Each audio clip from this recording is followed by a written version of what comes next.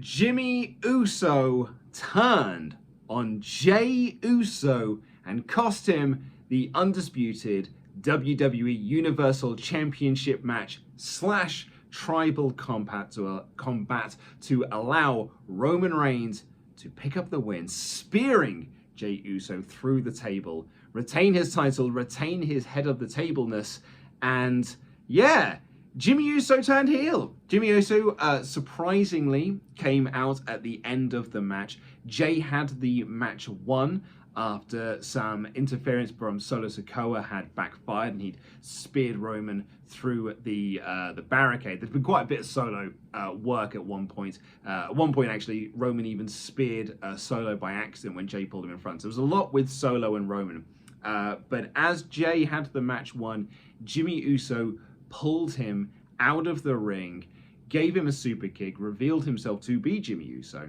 And yeah, that led to Roman spearing Jey through the table and retaining his title. The crowd did chant "F you, Jimmy." Going by the reaction from our live chat over on the WrestleTalk podcast channel, both the live chat on YouTube and our Ultra chats through on Streamlabs, it seems to be not a great reaction. A lot of fans seem to think that they are done with this story, that it has jumped the shark, it's one too many turns. But I do think it's important to note that this didn't feel like it was Jimmy rejoining the bloodline. This felt more like it was Jimmy just turning on Jey, and you can do a brother versus brother storyline, leading into the next few pay-per-views. If you want to try and build it even through to WrestleMania, I think WWE probably could do, if they could find a way to do it and try and stretch this out as much as possible. But yeah, this was not, at least going by this pay-per-view, not Jimmy rejoining the bloodline. He didn't celebrate with the team afterwards. In fact, actually, Roman celebrated on his own because Solo was taken out elsewhere and Jimmy had done his deed and walked to the back. So he was way gone by the time that Roman actually won the match. And Roman's reaction to Jimmy's turn was confusion. He did not know that this was going to happen. At least that's the sort of look that he conveyed across. So lots of interesting things. I guess we'll find out a lot more come SmackDown.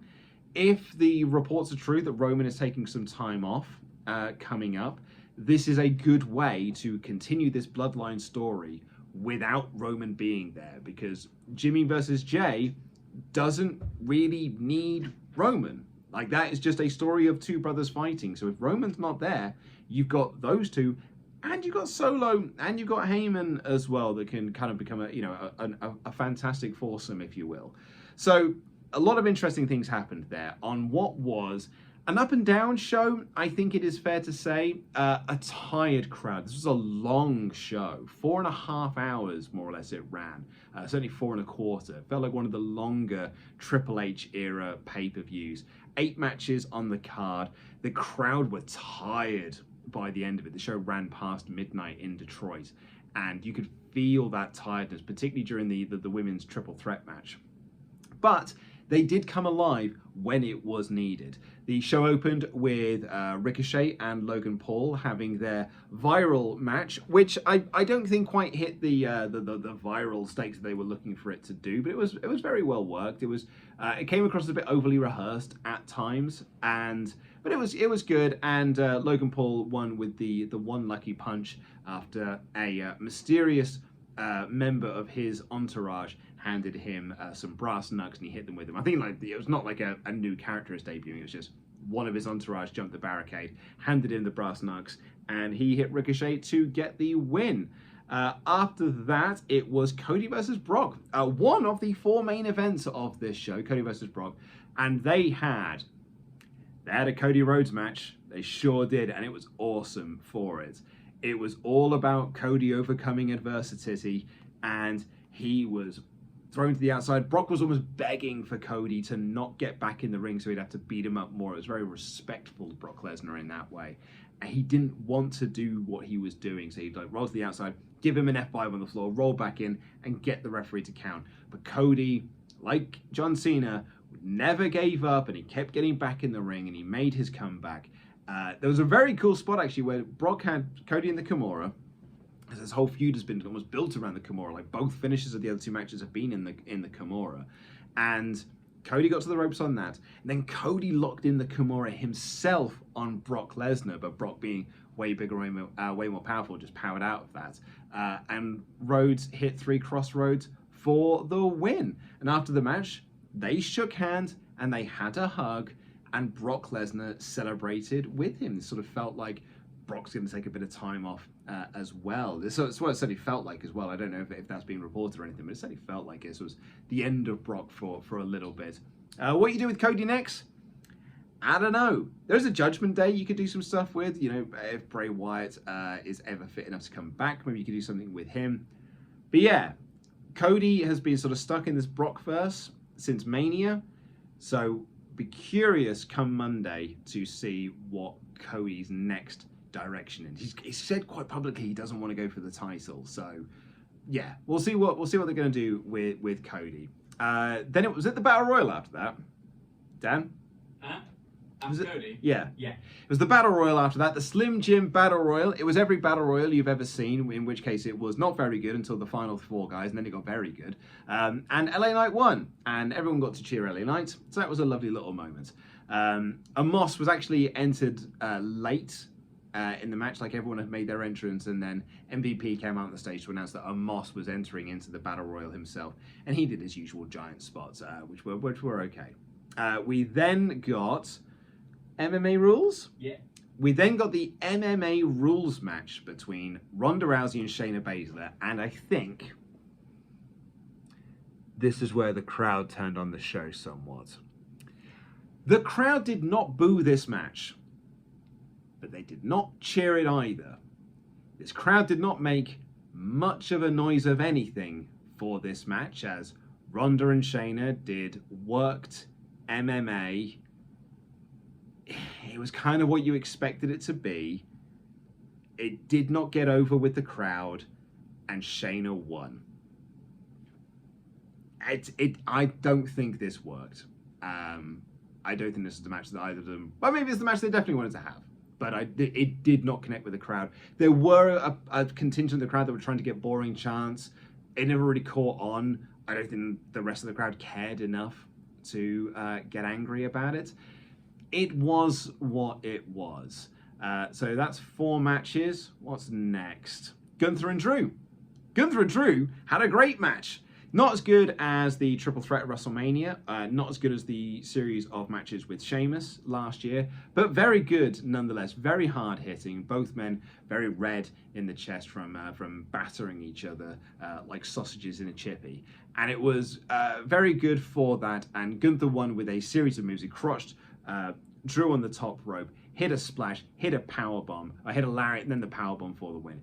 Very awesome finish. Gunther was very, very good in this as he continues his run towards getting the most consecutive days as Intercontinental Champion, looking to beat the Honky Tonk Man, which will be in about 30 odd days. It's the 7th of September, I believe, that he breaks that record. We then had the World Heavyweight Championship match between Seth Rollins and Finn Balor. This match got off to a very good start, and it kept up that pace. Played a lot into the SummerSlam match from 7 years ago. Finn even got to do a buckle bomb spot to Seth on the outside.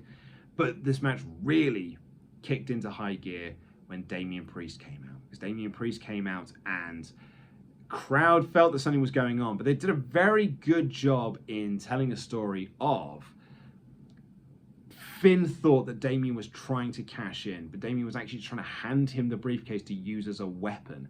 That led to a very good near fall with Seth Rollins, but there was an incredible near fall in this match where after Seth took out Damian, he took out Dom. Finn Balor, he hit the sling blade, he hit the shotgun dropkick, he hit the coup de grace. It was all over but the bell, and Seth kicked out. It was an incredible false finish. And Finn then ordered is a strong word, he told Damian Priest that he should cash in now and make this a triple threat. And Damian looked like he was sort of reluctantly about to do it, and there was a bit of a distraction with the referee, slid the briefcase to Balor, but Seth Rollins stomped Balor into that briefcase and got the pin. Very cool finish to what was a very, very good match.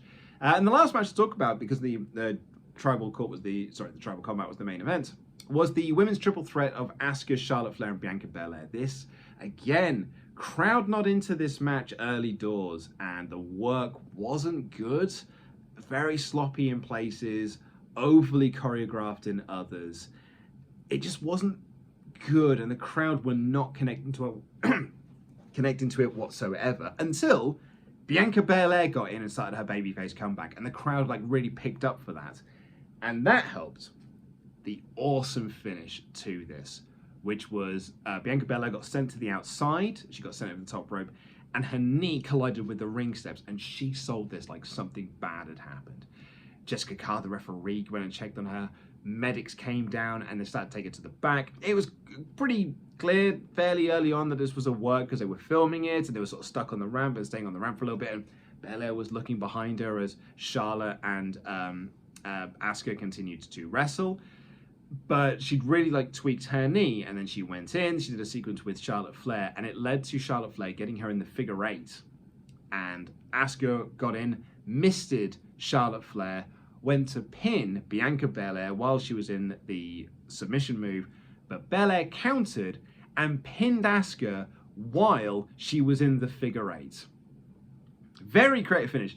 Did not see this finish coming at all. I thought it was either going to stay on Asuka or go to Charlotte. Belair, this was not a finish that will endear people who are not on Belair's, or who are not on Team Belair. The people who are like super Belair, Belair is just John Cena, LOL, Belair wins, LOL. That crowd were really not going to like this finish because Belair won, and it was really about overcoming the odds and really fighting against the adversity. A really like, blue-eyed babyface type story.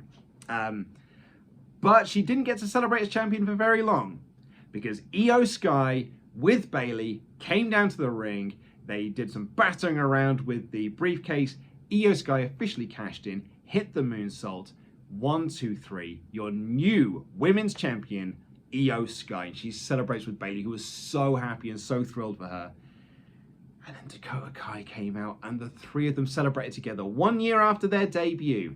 They got to celebrate together with one of them as the women's champion. It's a wonderful moment. I don't want this group to ever split up. They rule together. So yeah, that is what happened at this year's SummerSlam. A lot to unpack, a lot to discuss, and we're going to be doing all of that here on the WrestleTalk channel.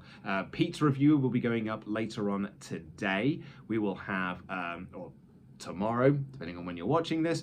Myself will have an extra news episode covering any of the backstage goings-on from SummerSlam.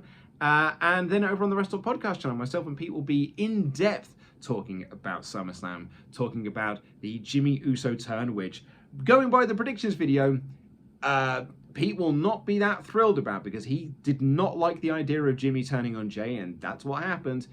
We've also got to talk about the fact that Dan Layton won the Jam That Championship. Yeah, he did. We'll talk about the cash-in. There'll be a lot for us to dive in and unpack as we talk about the show. But until then, thank you so much for watching this video. I've been Luke Owen, DAD.